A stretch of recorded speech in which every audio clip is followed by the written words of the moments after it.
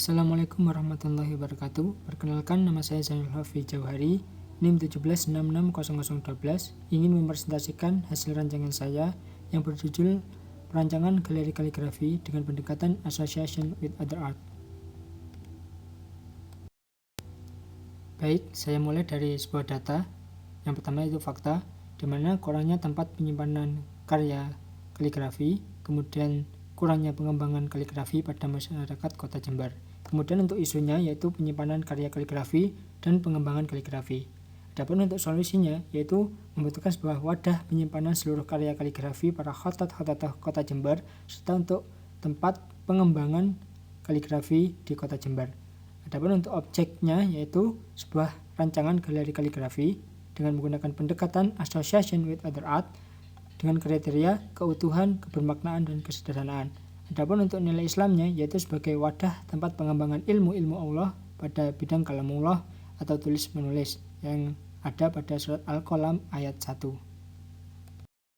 Kita masuk pada tapak, di mana tapak pada lokasi rancangan galeri kaligrafi terletak pada Jalan Muhammad Hatta nomor 25 Tegal Besar Kota Jember dengan luas yaitu 3.107 meter persegi dengan keliling 302,29 meter.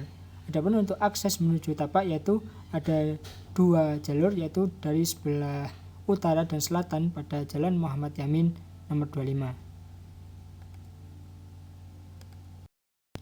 Kita lanjut pada dasar desain galeri kaligrafi, di mana saya menggunakan dasar dari rancangan galeri kaligrafi ini dari sebuah titik, di mana titik adalah sebuah awal pembelajaran dari kaligrafi, serta titik ini adalah titik dari awal penciptaan alam semesta.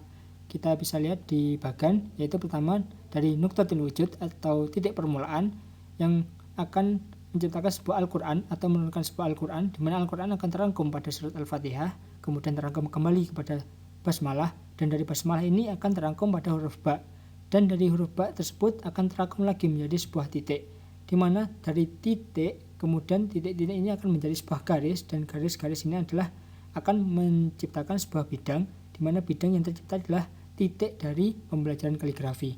Adapun untuk titik yang saya gunakan dari khot Rik'ah yaitu khot awal pembelajaran sebuah kaligrafi. Kemudian kita berlanjut pada tagline. Di sini saya menggunakan tagline titik ba kokoh dalam naungan Islam, di mana titik ba memiliki 3 poin yaitu poin keutuhan, kebermaknaan, dan kesederhanaan.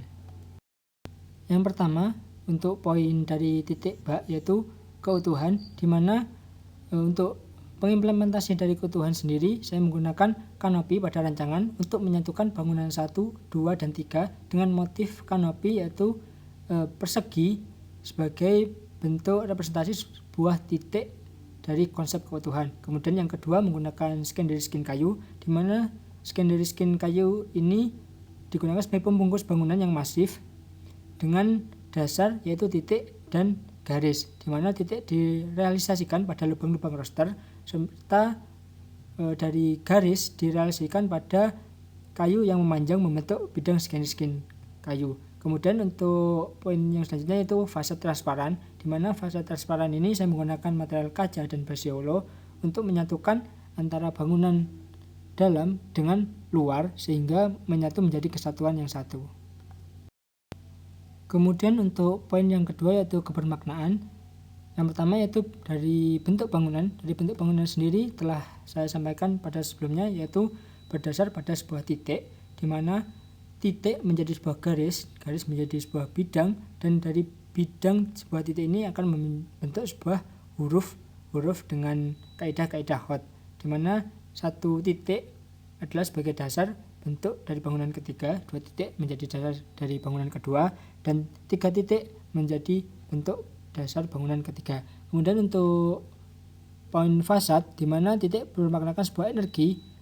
Adapun energi dalam rancangan ini dipresentasikan dalam bidang-bidang dinding transparan dengan bermaknakan kekosongan yang penuh pada ruang di dalamnya. Adapun untuk garis dimaknakan sebuah kekuatan yang dipresentasikan pada elemen-elemen arsitektur yang pasif, bejal, berstruktur, dan berwarna. Kemudian untuk poin kesederhanaan, di mana di sini ada 4 poin juga, yaitu Yang pertama bentuk rancangan, di mana bentuk rancangan sendiri menggunakan bentuk yang sederhana dari sebuah titik yang berevolusi menjadi sebuah persegi. Kemudian material rancangan yang ramah lingkungan seperti batu bata, kaca, kayu dan lain-lainnya. Kemudian warna dengan penggunaan warna monokrom abu-abu dengan kombinasi coklat untuk menambahkan kesan elegan dan kesederhanaan dengan keindahan. Kemudian menggunakan metode pembelajaran satu, yaitu metode pembelajaran manhaj Hamidi.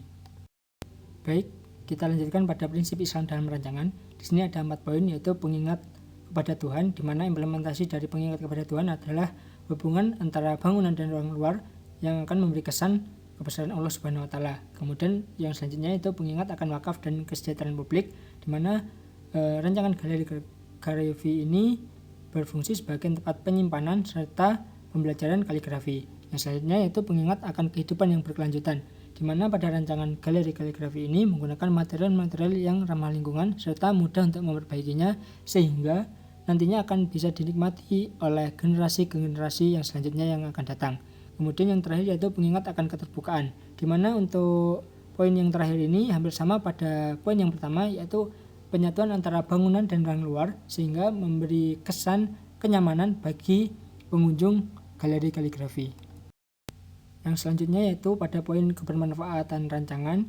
Di sini ada 3 poin. Yang pertama itu maintenance karya atau penyimpanan serta pendokumentasian sebuah karya para khotot-khotot Jember.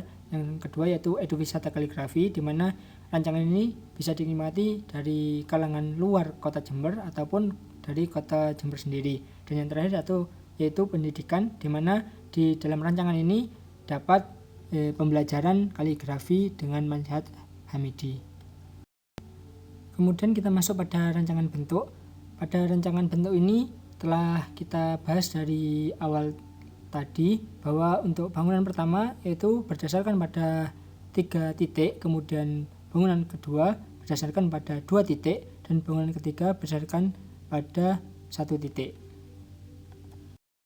Yang selanjutnya kita masuk pada rancangan ruang. Yang pertama yaitu ruang resepsionis, dan yang kedua yaitu ruang penyimpanan, di mana kedua ruang ini tetap berdasarkan pada desain atau konsep dari sebuah titik yang bisa dilihat dari bentuk roster yang bentuk persegi serta bentuk persegi panjang yang ada di sekitar ruang resepsionis dan ruang penyimpanan. Kemudian untuk auditorium ini digunakan untuk acara seperti belajar bersama atau workshop, kemudian rapat dan lain-lainnya. Kemudian yang selanjutnya itu ruang belajar. Di sini ada 2 ruang belajar. Yang pertama ruang belajar anak dan ruang belajar dewasa.